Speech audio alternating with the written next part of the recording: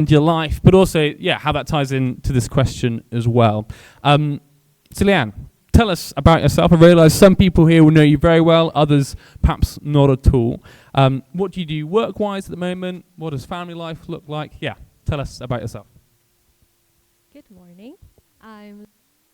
Hello. I'm originally from the in the Midlands, in a little town called Chesterfield, very near Sheffield, but I actually grew up in Hong Kong, and I came to Bath quite a few years ago now, and have been part of this church for the same amount of time. I'm married to Alex, and we live down the road, around the corner, and I'm currently pregnant, and we're expecting our baby in December.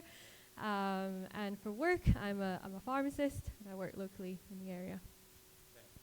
So Leanne, already I feel like life is quite full for you in regards to, you got a little one on the way, you are working as a pharmacist, and you're married to Alex. I mean, that sounds like a handful.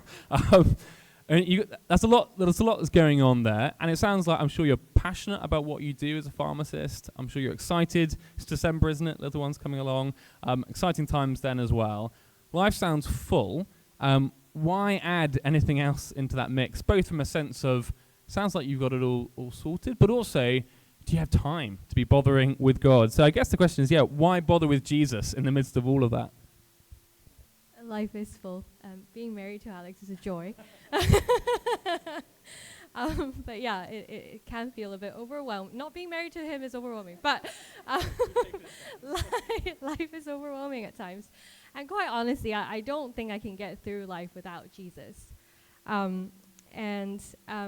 Life as we all know it has its complexities, ups and downs, highs and lows, joys and sorrows, and it is hard. And I think in healthcare, in my line of work, I do come across people on a day-to-day basis who share the same struggles and ask the same questions, have the same fears and guilts they have about life and death. And really at the face of all of that, Jesus is, I found only in Jesus and only in him to bring and speak hope, peace, and perspective to those fears and to those questions that we all share. And I believe in every ounce of my being that is true, and that he is true. And so I walk through life with Jesus, and he gives me this hope and a joy that grounds me, that is unchanging, that doesn't shift through the different seasons and challenges of life.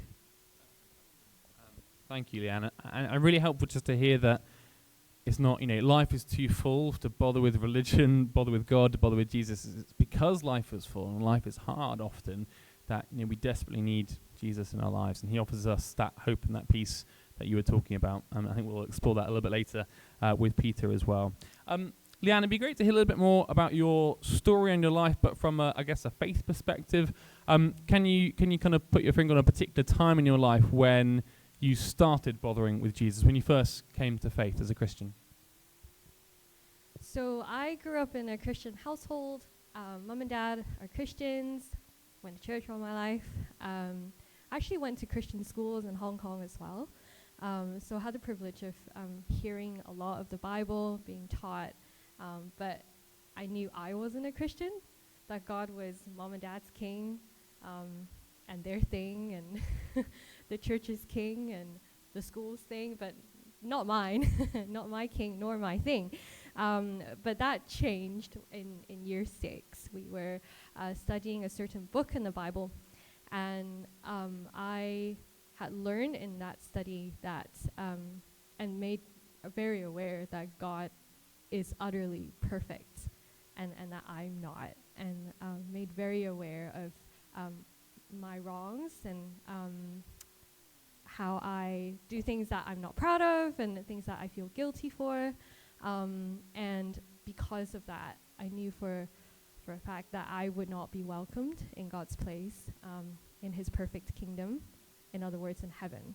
And so I became very, very fearful of death and dying, so much so that I had nightmares every night. I cried all the time, and my mother clocked on to something was being wrong.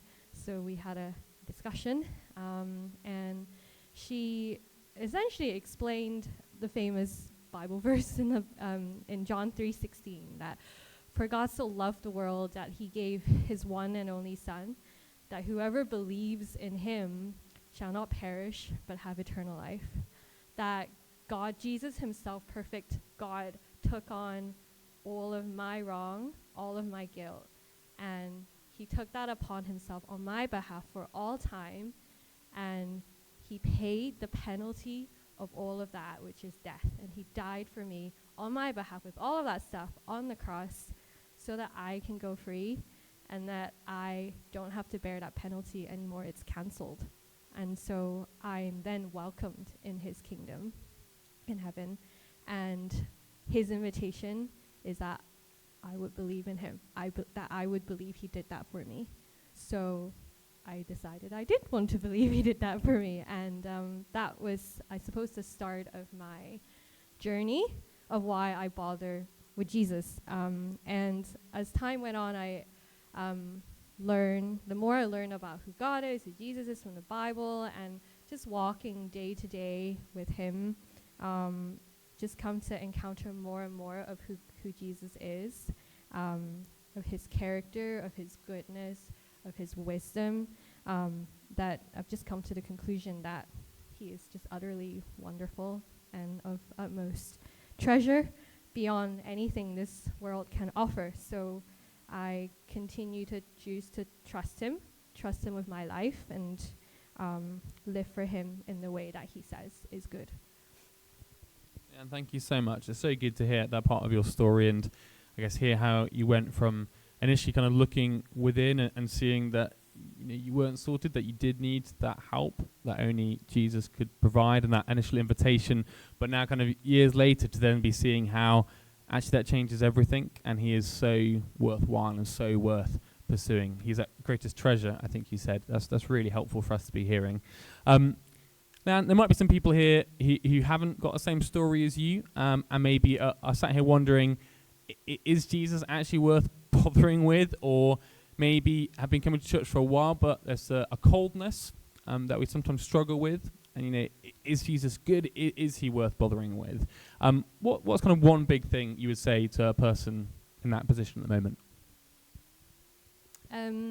Well, I think I would say I'm absolutely convinced that who Jesus is true, first of all, that he really did live and die and was raised to life, and he is alive today, and the claims about himself stands, and so therefore the things he has to say about life, about the world, about me and you, about death and beyond, and all of that carries significance and weight, and so don't ignore it. It's good to have questions. It's good to not know. It gives you an opportunity to explore and investigate for yourself these claims. And I hope you do come to the conclusion that Jesus really is the treasure that he is. And can I just offer you reassurance that the questions you have about life and death, and maybe the